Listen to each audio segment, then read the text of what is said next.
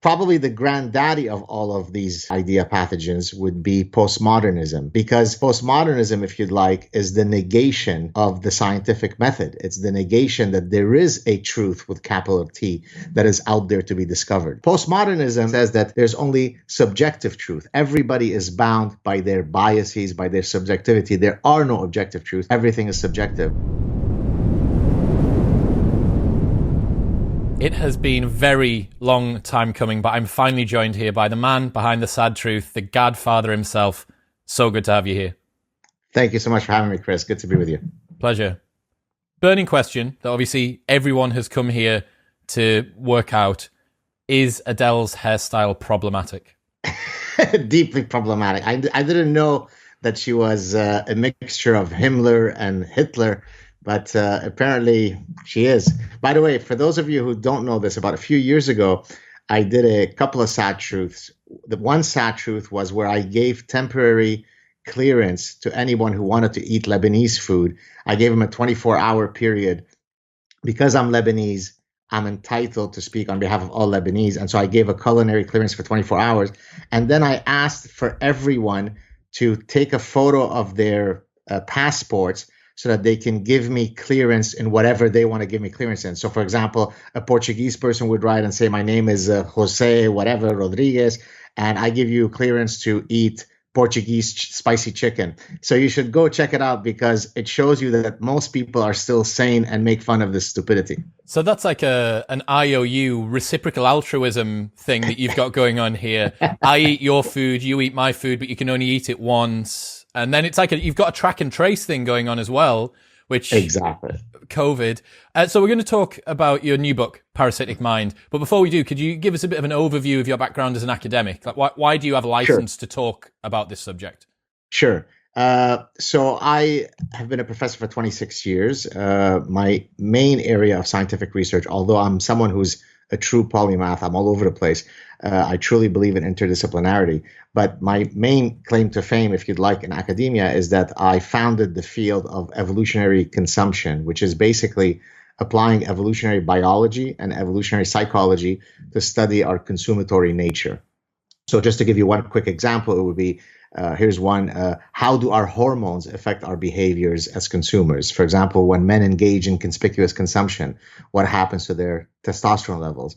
When women are going through the various stages of their menstrual cycles, what kinds of foods do they eat? How do they dress? Does that vary across the menstrual cycle? So I look at the biological underpinnings of our consuming instinct, if you'd like. And as part of being an evolutionary / consumer psychologist, I've always been interested in interspecies comparisons. This is a field called comparative psychology. So oftentimes, if you want to make the argument that some behavior is an evolutionary behavior within the human context, you will study cognition in other species to make the link, because they are our evolutionary cousins.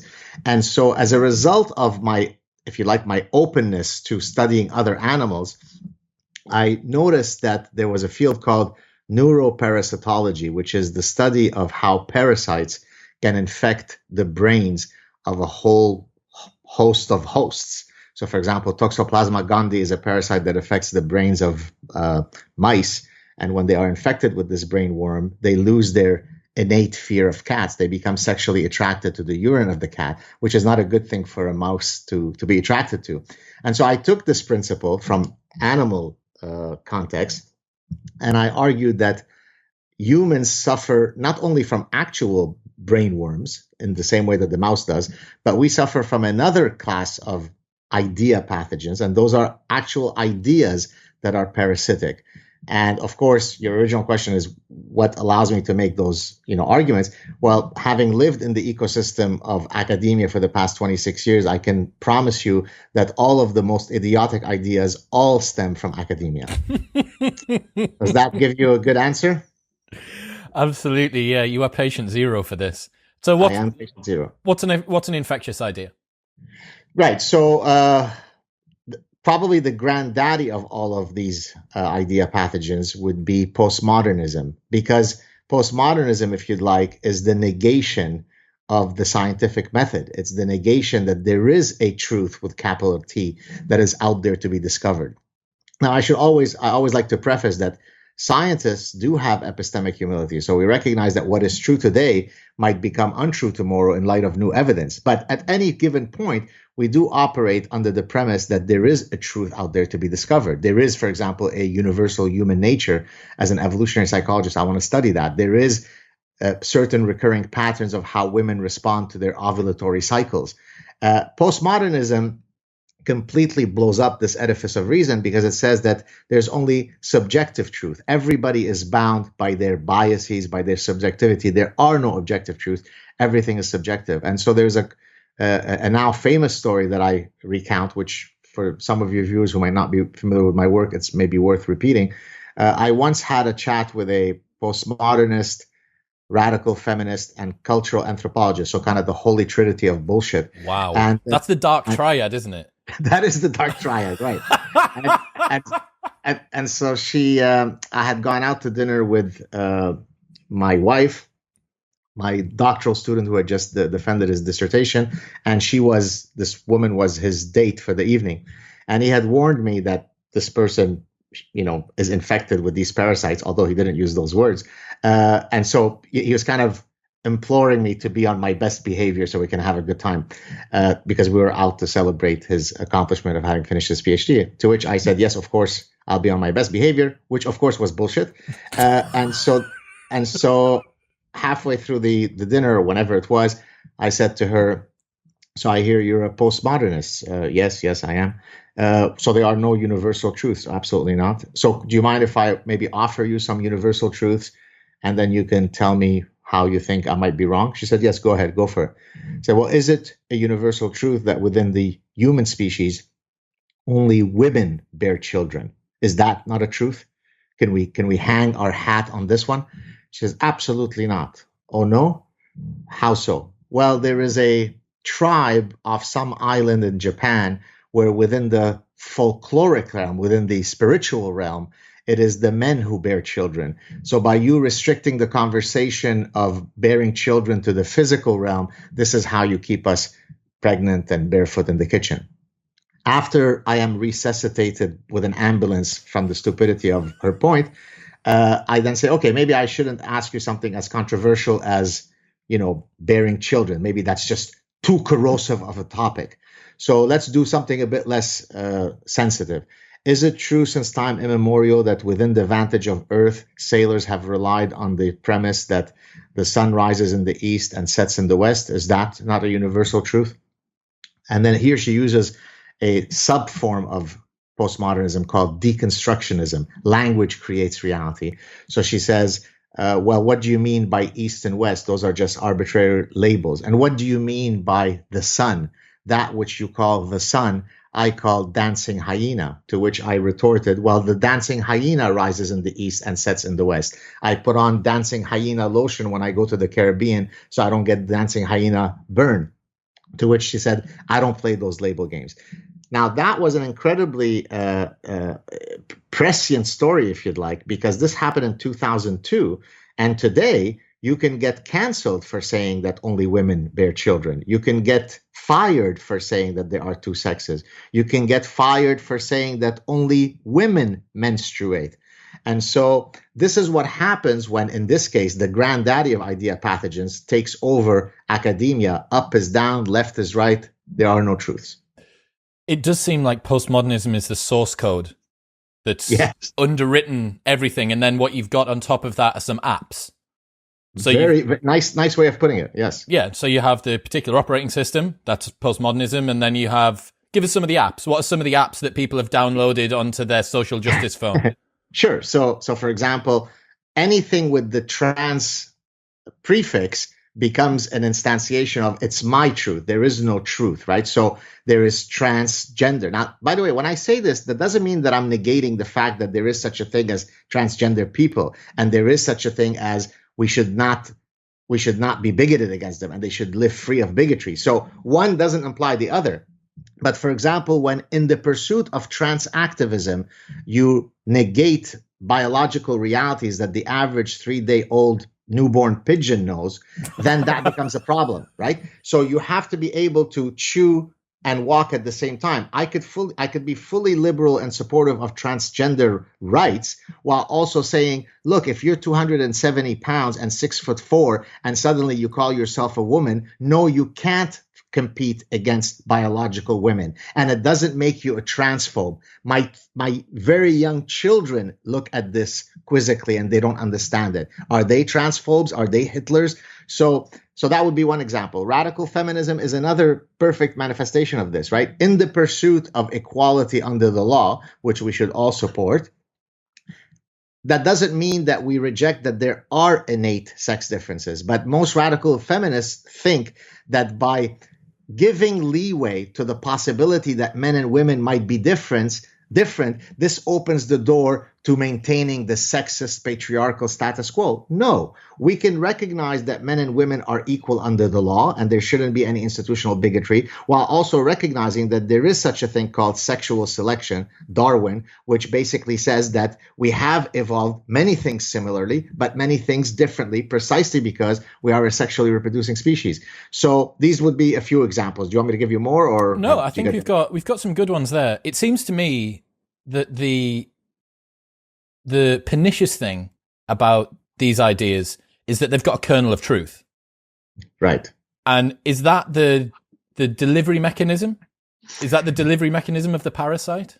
So give me an example of how rejecting that only women could menstruate could have a kernel of truth. No, so for instance, with regards to the trans rights, we want to ensure that people who are transgender are treated fairly, equally in society. With radical feminism, right, everyone believes that women, perhaps in the past, there were some particular prejudices that they had to battle against. We had a suffragette movement. Those, they're fairly objective. You couldn't vote. You couldn't do X, Y, and Z. But it's when that gets turned up to 1,111. Right. Sorry, go ahead. That's it. Just that there's kernels of truth, most of which appear to be kind of archaically grandfathered in. Yeah, I would say that they're different objectives. It's not that the objective of seeking social justice in the true sense of the term, not in the pejorative social justice warriors, that is something that we should all seek if we are, rational, liberal, good-hearted people. In the pursuit of that objective, we never murder truth. We never rape truth. That's the problem, is that what they do is they conflate the pursuit of social justice with a consequentialist ethic, right? Which basically says it doesn't matter if I murder and rape truth in the service of this more laudable goal called social justice. No, as a purist, and a true classical liberal person, I believe in the rights of transgender people, but without sacrificing a millimeter of my commitment to truth, to science, to logic, to common sense, to rationality. So that's why I separate these two things. Why the parasite analogy? So the parasite analogy is exactly, as I said, stemming from the neuroparasitology literature, which demonstrates that, it's almost science fiction, right? You can have this parasite. Now, by the way, the reason why I say neuroparasitology, because parasites can take hold in different parts of your body, right? So you could have a tapeworm that's in your gut, right? So neuroparasites are ones that seek the brain because as part of their reproductive cycle, this is where they have to kind of go. So there's a parasite that will infect the brains of certain insects, causing these insects who are otherwise very water phobic to jump into the water as if they're kind of committing kamikaze thing. They hate the water because the parasite needs the water to then complete its reproductive cycle. So it is rewiring your circuitry to its benefit. Well, idea pathogens are doing the exact same thing, right? They can take a otherwise supposedly functioning human being, and then you can have these idiotic ideas infect your brain so that you could become a mush of bullshit. So that you, instead of jumping into the water as the insect does, you now jump off the abyss of infinite lunacy, right? So, all borders are racists. Well, there is this thing called countries and nations, and countries have borders. And last I checked, it wasn't only the Nazis who were condoning borders. But I can walk with you on university campuses where that is the official position. Borders are a form of white supremacy. So when people start saying things that are such departures from common sense, then the parasitology analogy is really quite an apt one. With parasites, you have no control over. I'm going to guess it's not due to will that the mice go and become attracted to the cats. They're not thinking, I fancy about being that's kind of sexy, bit of sort of cat wee over the far side. They're compelled to do it. Right. This is semantic, right? This is an idea. There's an abstraction to this. There must also be an ability. A way out. Yeah. This is both as an before we get to how can we protect people, how can people protect themselves? How can you get the parasite out of yourself? That's a great question. So so anything that I'm going to say in answering that question, how do we inoculate ourselves against this? How do we vaccinate ourselves against this? If we're already parasitized, how do we cure ourselves?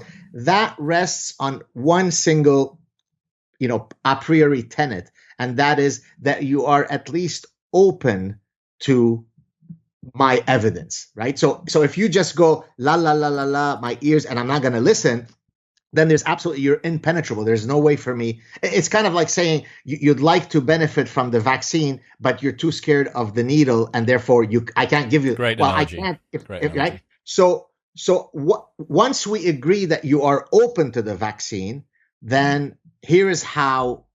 There are several things that we can do, but let me discuss the biggest one. So there is a thing in chapter 7 of my book, which I call nomological networks of cumulative evidence. Now, this originally comes from my work in evolutionary psychology, actually, which I now apply to this context. So nomological networks of cumulative evidence is the idea that if I'm trying to convince you of an explanation, let's say a scientific explanation, I have to start thinking this way. What would be the data that I would need to show you that becomes so unassailable that even the most dogged detractor will be drowned in a sea of evidence, right? Now, as someone, you're in Britain, correct? Correct. Right. So Charles Darwin, if you'd like, is perhaps the most famous example of someone who was thinking synthetically in this way. Synthetically meaning putting a whole bunch of stuff together, creating consilience, unity of knowledge.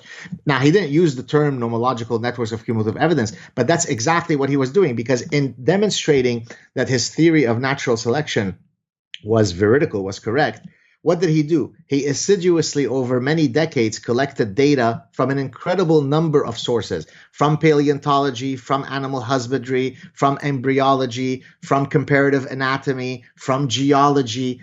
And each of these small pieces of the puzzle, once you put the whole thing together, made it impossible for you to argue against it, despite the fact that 150 years later, people are still trying to falsify it without being able to, right? And so I take this mindset and I formalize it in this thing called nomological networks of cumulative evidence. Maybe if I give you a specific example, it will help explain. Okay. So let's suppose I want to prove to you that toy preferences are not due to social construction. In other words, it's not just mommy and daddy are sexist pigs and they teach little Johnny to play with the truck and little Linda to play, with the doll, right? In other words, there is something beyond the social constructivist argument. How would I go about demonstrating this to you? So now what I'm going to do is I'm going to say, can I get data from different cultures, different time periods, different paradigms, different disciplines, different methodologies, all of which point to the same incontrovertible final conclusion? Well, so I'll just do a few, okay? Well, I can look at children who are in the pre-socialization stage of their cognitive development, meaning they're too young to have been socialized. They're 3 months old, they're 6 months old, and I could study their sex-specific toy preferences. Now, you might say, well, how would you elicit their preference? They can't speak yet. They're 3 or 6 months old. Well, you can do it through eye gaze. You can do it through what do they go towards? And what you show is that children who are in the pre-socialization cognitive developmental stage are already exhibiting the sex-specific toy preferences that we then see in later children. Now, if I already stop there, I'm already giving you evidence that is slowly making the nail in the coffin, but I'm going to give you a lot more. Okay. If you take little girls who suffer from congenital adrenal hyperplasia, which is an endocrinological disorder that masculinizes their morphology and masculinizes their behavior. So little girls who suffer from this disorder are more boy-like. And we take this group of little girls and look at their toy preferences. What do you think happens to their toy preferences? They are reversed. They're exactly like those of boys. So now I've given you two data sets. I've given you data sets from developmental psychology, and I've now given you data from pediatrics, from pediatric endocrinology. Now already the social constructivist thing should be in the dustbin of bullshit history, right? But let's go on. I could look at other species, vervet monkeys, rhesus monkeys, chimpanzees, to see whether the infants in those species exhibit the same sex specificity and toy preferences. And guess what, my man? They do. Well, you'd have to argue that mama vervet monkey and papa vervet monkey are prone to the same patriarchal sexist influences that we see in humans, right? So now I've given you, if you like, 3 boxes of the nomological network. Bit by bit, I will drown you in evidence so that it becomes very difficult for you to stick to your position. So what I try to then argue to people, that epistemology that I just described need not only apply to scientific arguments or to evolutionary-based arguments. It could apply to any phenomenon that has a lot of contentious debate around it. So the example that I give in the book, the sort of the final example in chapter 7 is Islam a peaceful religion or not? Now, I don't need to get into hysteria. I don't need to listen to Nobel Prophet Barack Obama tell me that it is peaceful or not. I simply need to build a nomological network. And if that nomological network says that Islam is peaceful, then we've proven that it's peaceful. If it says otherwise, then we've proven otherwise. So I don't need hysteria. I don't need emotionality. I don't need to trigger my affective system. I simply go where the data tells me to go. Does that give you a good sense of how to get vaccinated against BS? It does. But is that an effort that people have to do individually? So have I got to go and do this literature review where I scour the internet and I look at this stuff, and is that a veritable source, and so on and so forth? So that's a great question. In a sense, it's a slightly less extreme version of putting my ears in my right, because what you're saying is, okay, even if I'm open to listening to you, do I have the cognitive desire to more so than that, the effort for me to protect myself potentially from one of these ideas, is that on me to go out and search for this much stuff, or is there some platform, or there's some particular voices? Have you got a playbook? Yes. So one of the projects that I'm currently working on, and I just published an academic paper on exactly that. So one of the ideas that I have is to have something akin to a Wikipedia platform where, what is it? This is not a joke. This is real. I know it's not a joke, but it's funny. I've got a question. I've got a question coming up that this relates to. So I'm going to let you go, and then I'm going to give you the question. So, but now what I'm going to say is specific only to evolutionary psychology. So it's not to any debate. So one of the things that I find most galling when imbeciles argue against evolutionary psychology. Sorry, I don't mean to say imbeciles. That's not diplomatic. People with a differing opinion, also known as lobotomized idiots. Morons. Right. So they will say things like, well, evolutionary psychology, it's pseudoscience. Yeah, you're a moron. The mind didn't come from magic. It didn't arise through a magical cultural process. Culture exists in its form because of biology, not instead of biology. Socialization matters, but socialization is not something in lieu of biology. It's because of biology. So unless you think that everything in our body is due to evolution, short of the organ that most defines our personhood, this thing called the human mind, then there is no such thing as evolutionary psychology is pseudoscience. Now, you can argue that this particular study in evolutionary psychology did not meet the evidentiary threshold that I like for me to be convinced. But that's also true when astrophysicists are deciding whether the universe is expanding or contracting. So the fact that we may debate about specifics in evolutionary theory or evolutionary psychology doesn't imply that the epistemological exercise of evolutionary psychology is false. It's pseudoscience. To say that evolutionary psychology is pseudoscience is like saying chemistry is pseudoscience. There is no other game in town. If you believe that the human mind evolved through material processes, it's not God who put it, there is no other game in town, right? So to come back to the earlier Wikipedia point, so one of the things that I'm trying to do here is to, if you like, counter the most common criticism of evolutionary psychology that comes from fellow academics. And usually it is that evolutionary psychology is just a bunch of fanciful, just so storytelling, right? So I sit around, I put on my sexy Barry White music, I'm smoking a pipe, sipping some cognac, and I just come up with some bullshit pontification as to why men. And as I showed you a few minutes ago, no, when I want to prove to you that toy preferences are sex specific for an evolutionary reason, I actually go through incredible length to do so. Much more so than other sciences. So in my attempt to thwart this, I thought, well, if I can get more people to think along the ways of nomological networks and start building these, like a wisdom of the crowd, where we can build together. So if you want to go see what is the current state of cumulative evidence to prove that men have a preference for the hourglass figure, you can go to that Wikipedia of nomological networks and see it. Does that give you a good feel? I love that. I think James Lindsay is trying to create something similar, right? But less on the scientific side and more kind of in the rhetoric side. Oh, I didn't know that. Okay, yeah, he's got like 300 different definitions of... So he's trying to provide it'd be brilliant for you to reach out to him. Right, so here's the question. It's supposed to be further down. I'm supposed to ask you this later on, but I'm going to ask you it now. This comes from seeing Douglas Murray live. He's been on the show, and I went to go see him speak at a live event for The Spectator. And in it, he said something that stuck with me, which is a line he's used before, which is, when the barbarians are at the gates, we'll be debating about what gender they are.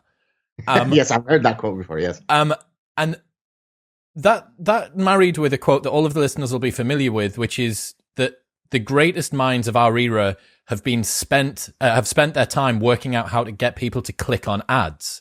Now, my concern is I've got someone like you, multidisciplinary polymath, James Lindsay, PhD in pure mathematics. I don't want the brightest minds of our time to be taken up. I don't want this in the nicest way possible. I wish that you hadn't had to write this book. Yes. I hear you. What are you bored of talking about social justice? You know, fantastic question. More than bored, I'm indignant. So oftentimes, you are one of the most indignant people I know. Yeah, right? I love it. And sometimes people say, "Oh, but when I meet you or I see you, you seem like such a affable, warm, and friendly." It's because they mistake my very punchy, my very at times acerbic wit and sarcasm as I'm this mean guy. I'm exactly the opposite. I'm the truly the warmest, friendliest guy, but I'm indignant. I'm angry for exactly the reasons that you're saying. I'm angry that hundreds of thousands of students in a world with limited resources and limited time, instead of studying many wonderful things. And by the way, I don't believe that you should only be studying in university, medicine or law or business or the natural sciences. You could study the social sciences very seriously. You could study the humanities very seriously. You could study literature very seriously. But there's always a commitment to a common discourse, to a commitment to reason, irrespective of whether it's in the humanities, the social sciences, or natural sciences. But what I see in the universities, it's a minority, but it's certainly a powerful minority.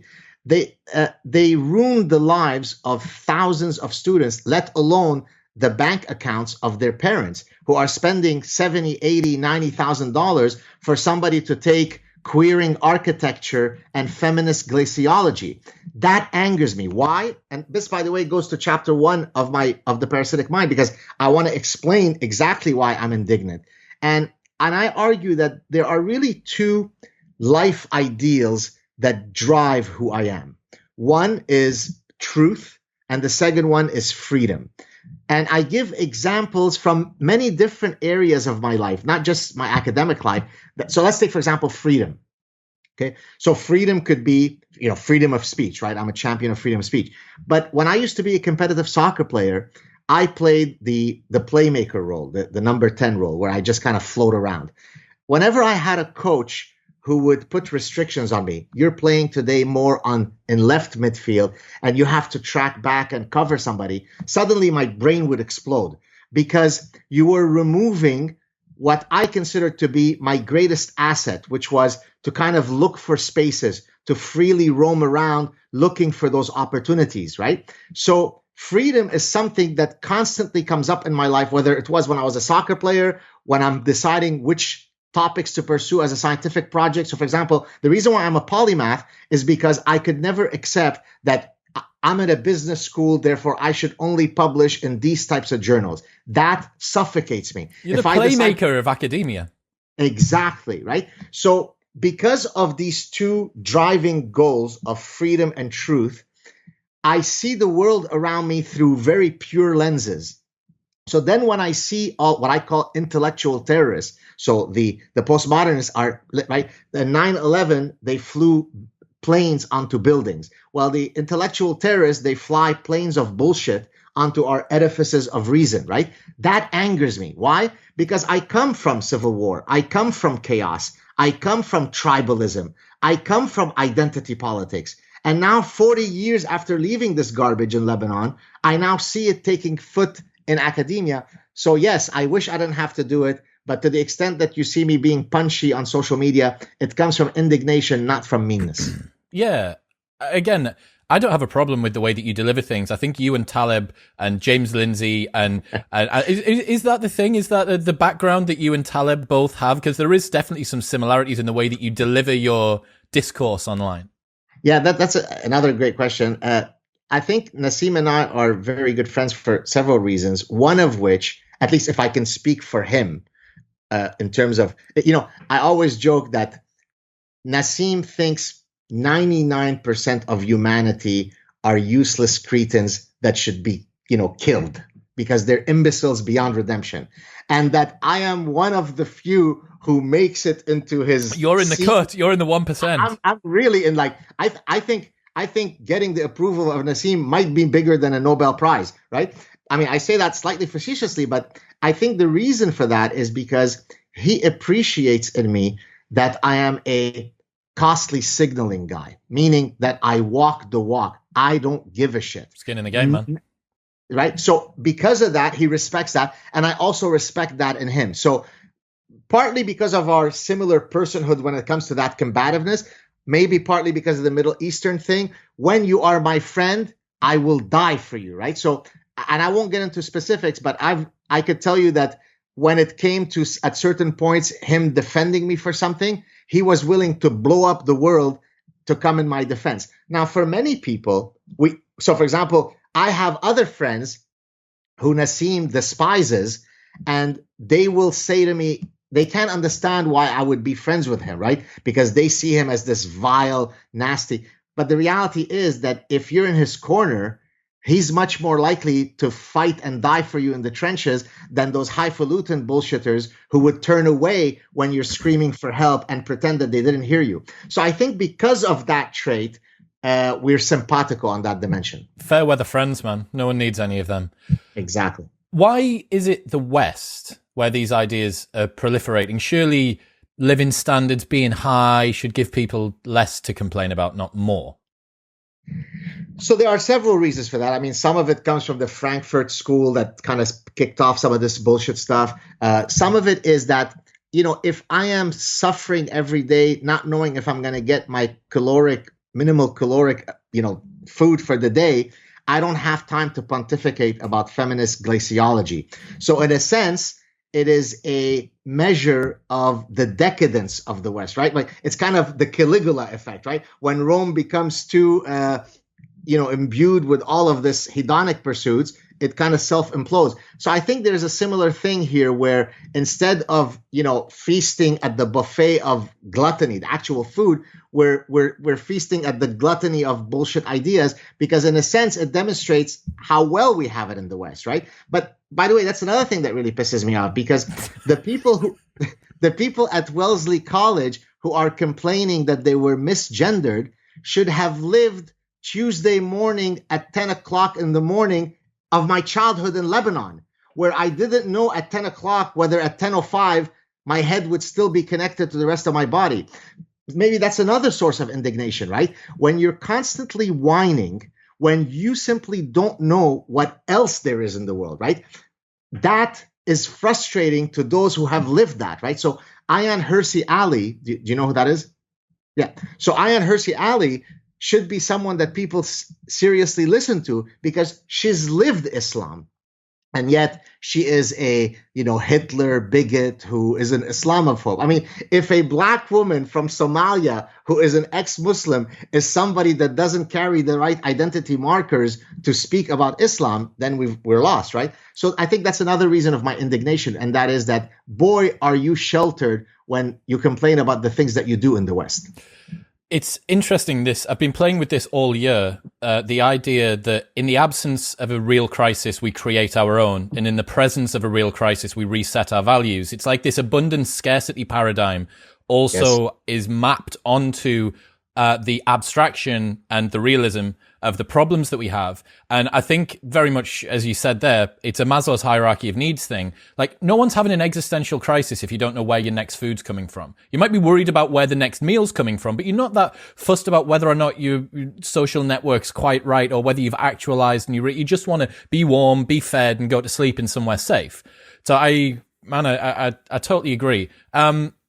What role does ridicule play in defending the public from these ideas? Well, I have a whole section in the Parasitic Mind on the power of satire. Wow. Right? Is this from is this from an evolutionary perspective as well? Because I'd love to hear how this maps onto that. So I don't in the section in the Parasitic Mind, I don't specifically link it to an evolutionary underpinning. Although, off the top of my head, since you asked, and this is not specific to satire, but certainly humor has been studied from an evolutionary perspective. And then I'll come back to satire in particular. Humor has been studied in the following way from an evolutionary perspective. It is a honest signal of your intelligence, right? So when women constantly say they are attracted to a funny guy, but you seldom hear guys saying, she's gorgeous with the most beautiful hourglass figure, but if she's not funny, there's no sex for you, Linda. She just doesn't make me laugh. Yeah. She just doesn't make me laugh, but my God, what a beautiful behind she has. But too bad, because she's not going to get any of me because she doesn't make me laugh, right? Yeah. So, but the reason why women insist on funny guys is because usually it is a very good correlate of intelligence, right? It's very hard to be witty, sardonically witty, to be sarcastic at the right delivery if you're a babbling fool, right? You have to have a very sharp mind to be able to very quickly identify these things. So now coming back to satire, I think satire, so the expression I like to use is properly activated, satire is like the surgeon's scalpel cutting through warm butter, right? Because it cuts to the heart of the stuff, right? So for example, I'll give you one quick example that I just started recently. So right now on social media, I'm not sure if you've seen it or not. I know what you're going to say. Yeah, it's great. What is it? Is it where you've been suggesting the most outrageous books that you can for people to read, and then saying, if you don't read this, then you're a bigot? I have done that. Thank you for noticing that. No, but now there's different weapons, right? There's different weapons that you play. I activate the satire. Fine. So now, if anybody sends me any compliments, and I received 1 million of those on social media, I will always state that I need to know what your skin hue is before either accepting the compliment or not. If you don't have 50% plus people of color hue, then I'm sorry, but I reject your compliment because I'm trying to decolonize my Twitter feed, right? So what I've done is I've taken literal things that these morons say, and I've just taken them to the extreme. People say, how come you never get into trouble? I mean, the most irreverent person that you could think of doesn't weigh in 1% of what I do. And yet, knock on wood, I'm still not canceled. Well, I think it's because I found naturally, by instinct, the wormhole of how to tackle these issues, right? So, for example, it's very hard to pin me because when I say something sarcastically, you could technically not know whether what I'm saying is right. So if you come at me, I say, what are you talking about, bullshitter? I am totally decolonizing my Twitter feed. I don't want to receive compliments from people that suffer from being white. They disgust me, right? You get it? Yeah. So what happens is I am pointing the mirror. I'm taking the exact semantic structure of your argument and I'm laughing. I'm mocking it into oblivion, right? That's why I survive. But that's exactly why dictators throughout history, and I point to many different of these guys, have despised the satirists. Because the guy who is a very powerful satirist is a lot more threatening to the dictator than the guys with the big muscles. The guy with the sharp tongue is the guy you really want to kill. Online is a perfect example. I would much less like Andrew Doyle or Zuby to come after me than Nassim. And the reason for that is there's going to be so much social embarrassment because they're going to find a thing that I did or that I said, and they're going to make me feel so dumb. And this is the particular modus operandi of yourself, Andrew Doyle specifically, and Zuby's very famous video where he did the deadlift record. It's utilizing the weaponry, the semantic weaponry against people who are weaponizing it against you. Thinking about the satire thing for yourself, I don't know whether you've played, you almost certainly won't have done, but Call of Duty Warzone is super popular at the moment and my housemate plays it. And you get to choose like a preference of a loadout of your different weapons. And you can have like this automatic rifle and this knife and this gun or whatever. And it definitely feels like satire is like the go-to primary weapon for you. Absolutely. It's like, that's the one that you get. That's the first gun that you pick up. And then there'll be a little bit of this and then a little bit of that. And there's quote tweeting quite a bit. And there's specifically because on social media, I don't have the platform to build you nomological networks of cumulative evidence, right? So I have to take the sharp surgeon's scalpel and very quickly, right? So for example, I say, it disgusts me when a noble faith that is responsible for 36,000 deaths, 36,000 terror attacks since 9/11 alone in 70 countries, when people associate that faith to violence. That's disgusting. That's phobic. Well, come at me. I'm being truthful. I'm not being sarcastic. I mean, you only have 36,000 data points from 70 plus countries, varying across every ethnic, racial, economic system, linguistic system.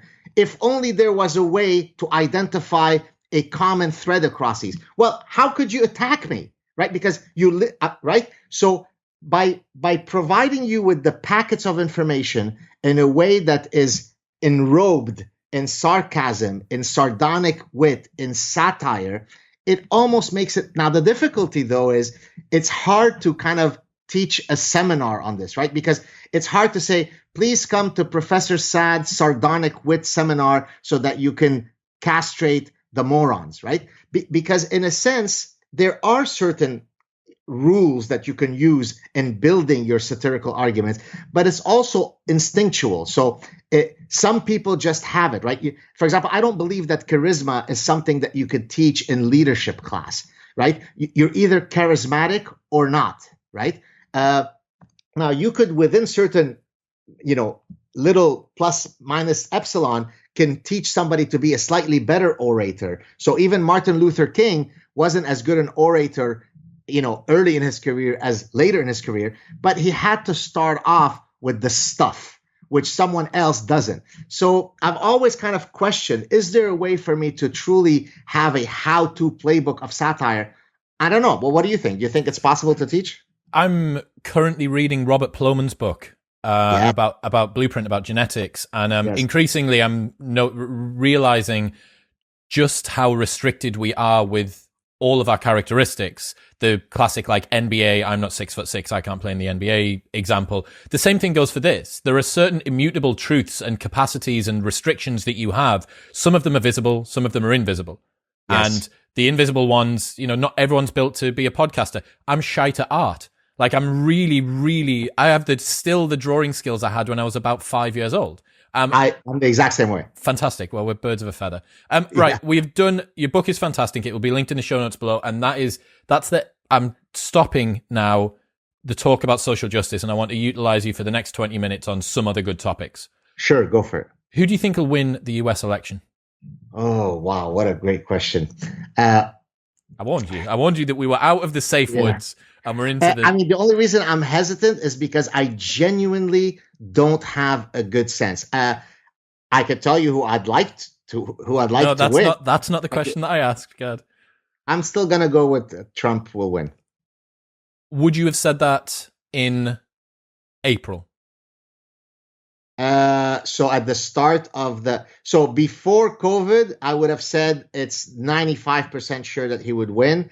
With COVID and all of the imbeciles that now say, well, look, the deaths, it's Trump, right? This is like your aunt got diabetes during Trump. Well, there's really only one conclusion. It must be that Trump caused her diabetes because, it's during his presidency, right? An Amazonian frog just died in the Amazon.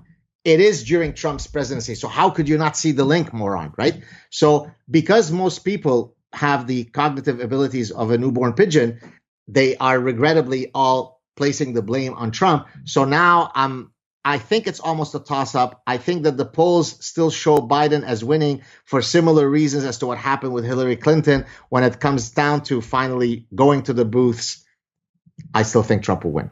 If that happens with the last few months of very, very vehement manipulation by press and also such compromise by a lot of the people who are weaponizing movements of goodwill for a political agenda in all different manners, by any means, it was a consequentialist outcome that you were talking about earlier on. It's like, by any means, if we get him out of office, if the orange man fucks off, it's worth it.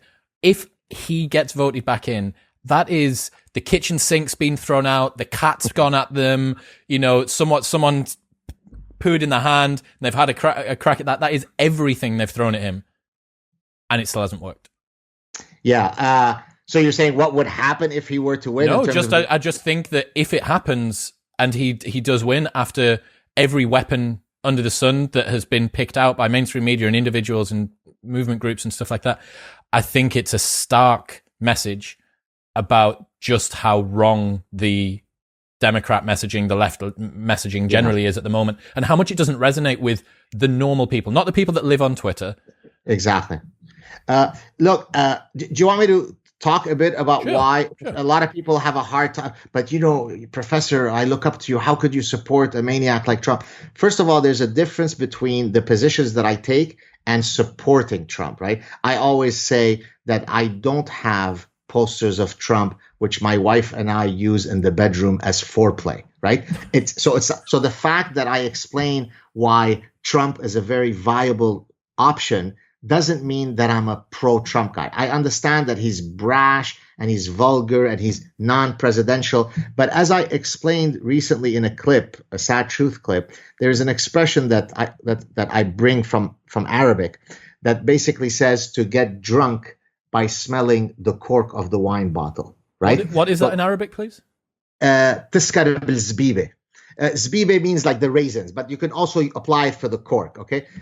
So here's the cork, right? So I could either drink the wine to get drunk, or I could just go, I'm already drunk.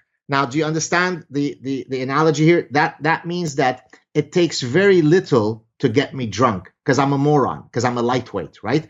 So here's what most people do, including some of my very highfalutin, highbrow, cerebral friends. Okay, Trump is vulgar. He speaks in a brash way. He's cantankerous. He's brazenly boastful.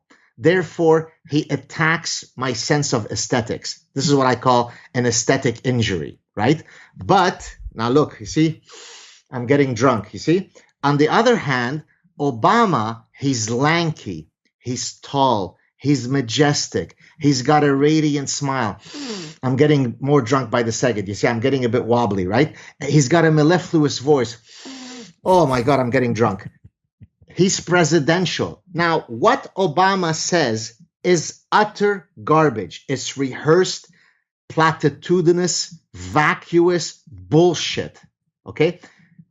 If anything, the semantics of what Trump might say might actually be much more substantive. But Trump is vulgar and disgusting. He repulses me. Therefore, he is a monster, right? This is why in chapter 2 of The Parasitic Mind, I have a section, the chapter is about feeling versus thinking.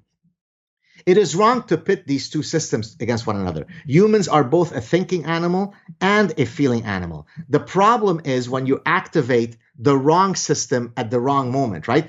When I'm walking down an alley and I see 4 young men loitering in the alley and my heart starts racing and I start getting kind of an anxiety thing, so my affective system is kicking in, it makes perfect sense. I've evolved to have that fear response. In that case, having my affective system kick in makes perfect sense. On the other hand, if I'm trying to do well on a calculus exam, my affective system is not as good to activate as my cognitive system. So when it comes to choosing my presidents, using my affective system as the key driver, he disgusts me. He's repulsive. Yes, he is that. But what's the content? He supports freedom of speech. The left doesn't. I've already have enough to support him. The fact that he is a brazen narcissist, I couldn't give a shit. Obama was as much of a narcissist, but I didn't succumb to the cork because I see through his bullshit. You get what I'm saying? And I think, regrettably, most of my highfalutin colleagues are unable to see this because they come from a rarefied world where you speak in a... I can speak as fancily and probably 10 times more fancily than all of them combined, but I can also say bullshit, right? And that's why I say I'm the professor of the people. So I can connect with Trump on his level. I get what he's doing. He's a buffoon in a style sense, but the content of what he says, he is against open immigration.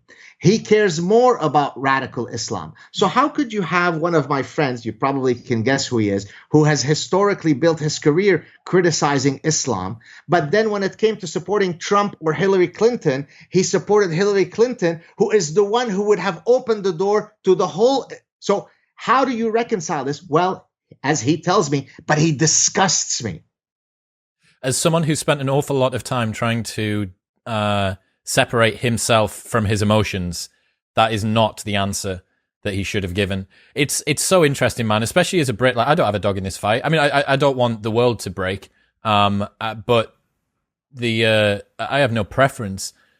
And yet, I can totally see how people get confused by that. But the bottom line for me is that, yeah, Trump is uncouth and he's simple in a way, yeah, but that simpleness belies honesty.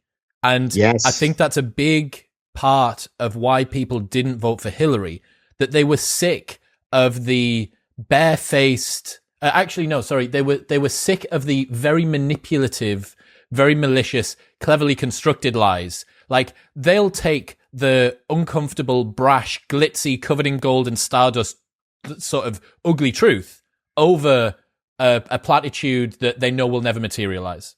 100%. And linking back to what you just said to Nassim and I, our friendship, we're both direct talkers, right? We're both no BS. Therefore, we could see what Trump is. It's not as though we're simpletons who don't understand that he's got certain qualities or frailties. Yeah. Right, exactly. But it's that I don't want to speak for Nassim, so I'll speak for myself. His authenticity is something that I greatly value. I prefer a bull in a china shop that is uncouth, as you said, who is vulgar, rather than the platitudinous, radiant smile of Obama. You know where you stand. Exactly. You know where you stand. And I have a hard time I have a hard time understanding why my otherwise very bright colleagues don't see that. Right. Me and you are cut from the same cloth when it comes to that. I think that there's maybe a little bit of grumpiness being used as a appropriate measuring tool there. The fact that if you have not a short fuse, but a short tolerance for bullshit, that you actually are able to kind of cut through at least some of the sort of rhetoric that's been pushed recently. We've been talking a lot recently about the gender sex gap on this podcast. Yes. How much do you think that the shifts in sexual norms and sexual marketplace, like less monogamy and Tinder and gender imbalance on campuses and incels and so on, has contributed to the current social unrest among young people? Any specific area of society? Well, I mean, the fact that we're so ready to riot and loot and also be very vociferous online when we don't have anything to back it up. Right. It just seems like there's a lot of unrest among young people. Is it the fact that they're not getting laid? Well, so I don't know if I can tie the incel phenomenon to the chaos that we see. I think it's a bit of I like to be very tight. I'd like to have my nomological network exactly tight before I pronounce one.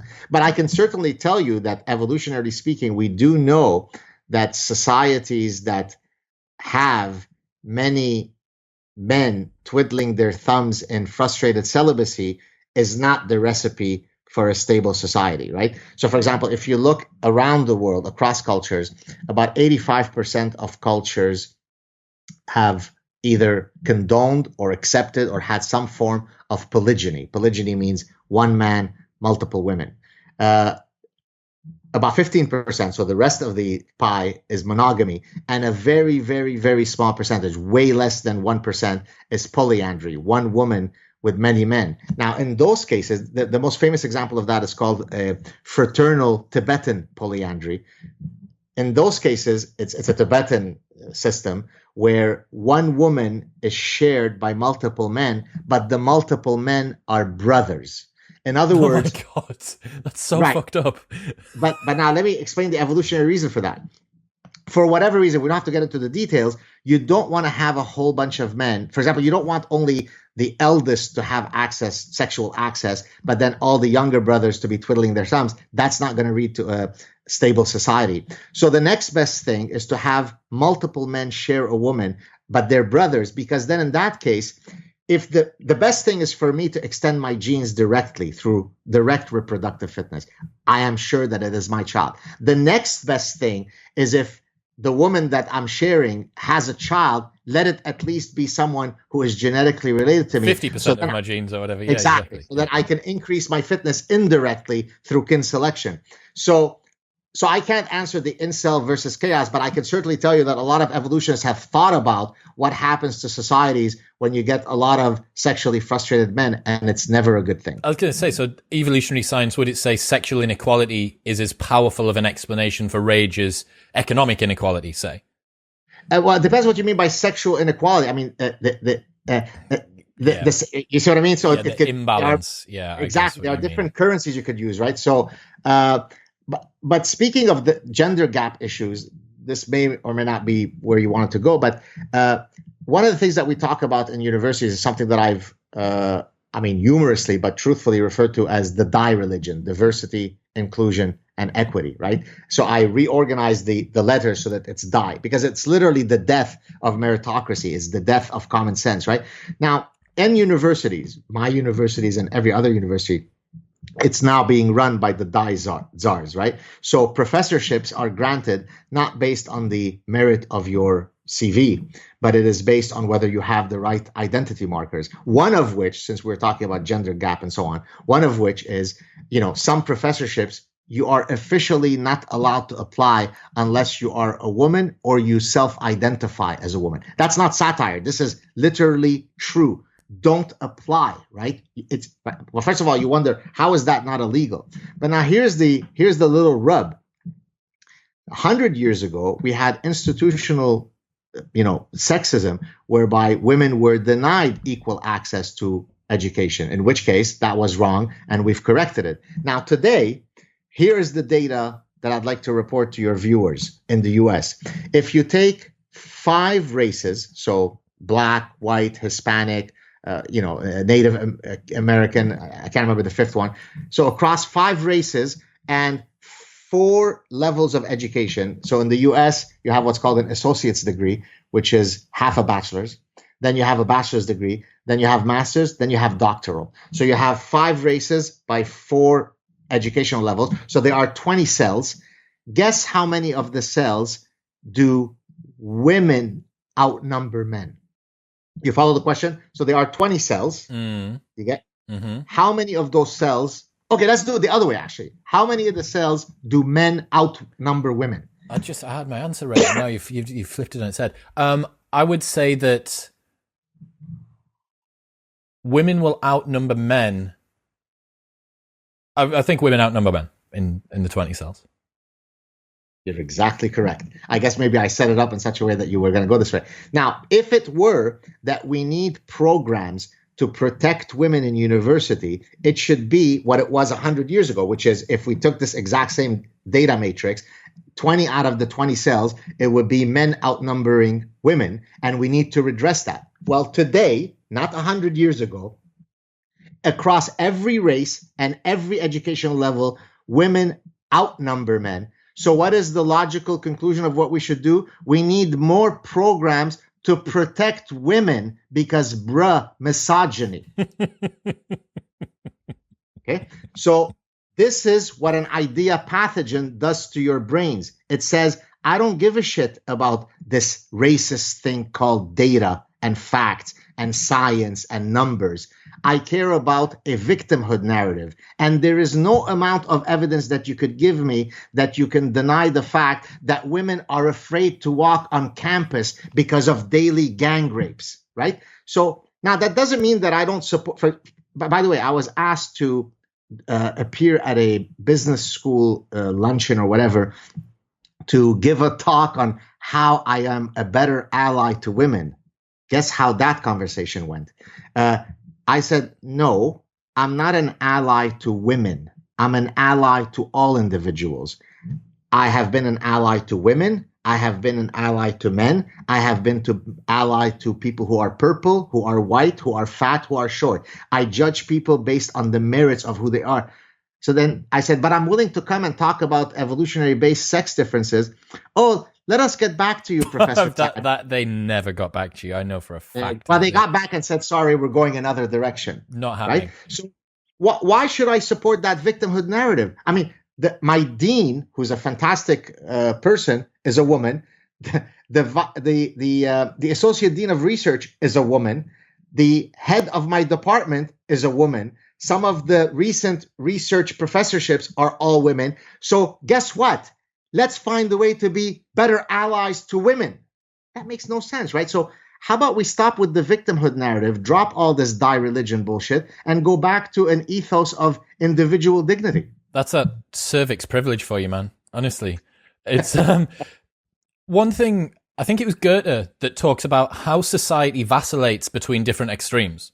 Yes. And it moves between them. And it kind of seems like that's the case. But in his argument, he talked about that vacillation, then the frequency starts to dial down over time and you reach a center, a balance point. What's your prediction for the future of crazy social justice ideas? Where are we on the trend curve? Is the roller coaster still going up, or are we near the peak? I think we're still going up.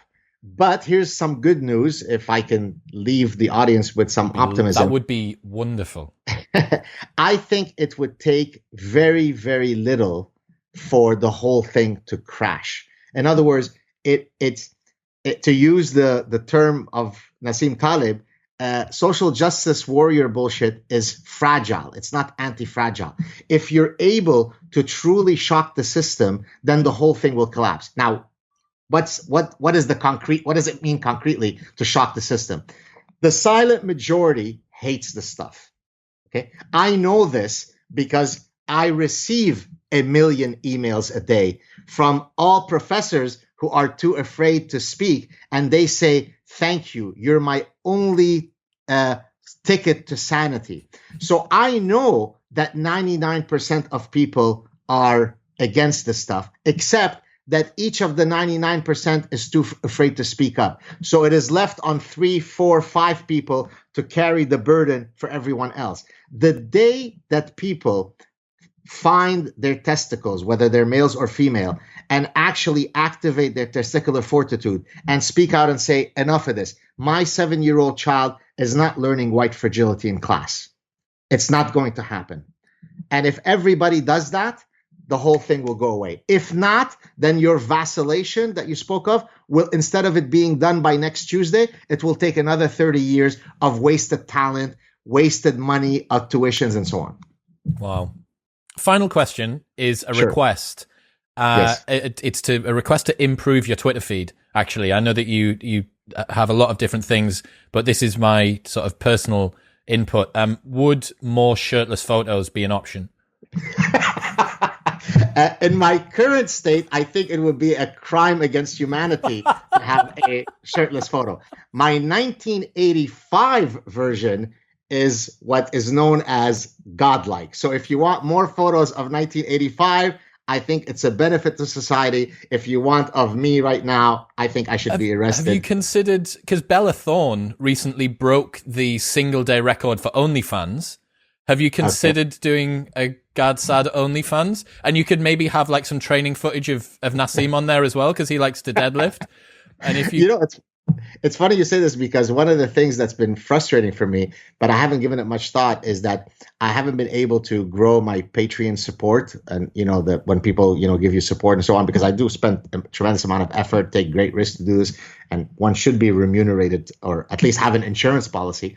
And I think one of the reasons I haven't been able to do it is because I don't have the tier reward system, right? It's just I appeal to people's decency. Hey, you consume my content, why don't you donate? That I don't think that works. So maybe at the $100 or more, there should be shirtless option. In which case, maybe I can get some money. Absolutely. If you want that, comment below with "We want to see you shirtless, please, Gad," and I will see if we can make it happen. Look, link to The Parasitic Mind will be linked in the show notes below. Anything else that people should check out? Where else do you want them to go? They can go and sign up to my Twitter feed at Gad Saad, Gadsaad. A few months ago I started a new personal website where everything has on it, gadsaad.com. You can go check it out. I've got my podcast, which I started recently. I've had my YouTube channel for many years, but people kept saying, well, we don't want just a YouTube channel. We want to be able to download things. And so you can go check me out on my podcast. I'm all over the place. I'm hard to miss. I love it, man. Thank you so much for your time. This was very, very much worth the wait. Pleasure. Thank you for having me, Chris.